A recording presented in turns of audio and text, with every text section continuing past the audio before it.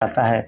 एक बुजुर्ग आदमी हाथ जोड़कर कहता है, मेरी भी उतनी ही जिंदगी है जितनी तुम्हारी, लेकिन इस कमरे में अब भावनाओं की नहीं, फोटो की कीमत थी। कुछ सेकंड बाद वो बुजुर्ग आदमी भी मशीन के झटके से वहीं मर जाता है। पूरा कमरा कुछ पल के लिए बिल्कुल शांत हो जाता है। किसी ने पहली बार अपनी आंखों के सामने सोच समझकर किसी इंसान को मरवाया था। अब ये सिर्फ एक गेम नहीं रहा, ये धीरे धीरे इंसानों की असली सोच बाहर निकाल रहा था। इसी दौरान एक छोटा बच्चा सबकी नजरों में आता है। अब लोगों के दिमाग में नया सवाल उठता है, अगर आखिर में सिर्फ एक ही इंसान बचेगा तो क्या उस बच्चे को बचाया जाए?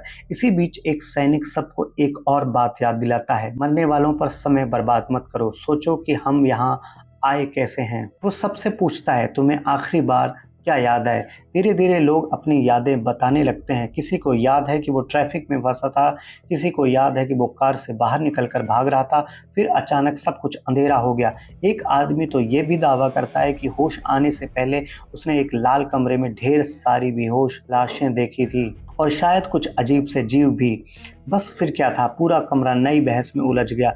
क्या उन्हें इंसानों से अगवा किया गया है, या ये सब किसी एलियन का खेल है? लेकिन किसी के पास कोई सबूत नहीं था, और जैसे ही लोग जवाब ढूंढने की कोशिश करते हैं, मशीन फिर से एक्टिव हो जाती है, उन्हें हर बार याद दिलाते हुए कि यहाँ सवालों से ज़्यादा ज़रूरी वोट है।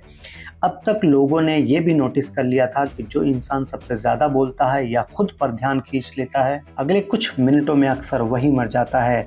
मतलब इस कमरे में चुप रहना भी एक तरह की रणनीति बन चुका था। लेकिन किसी को अंदाज़ा भी नहीं था कि अगली बहस उम्र पर नहीं बल्कि इंसान की कीमत पर होने वाली थी, और वहीं से ये खेल पहले से और ज़्यादा खतरनाक होने वाला था।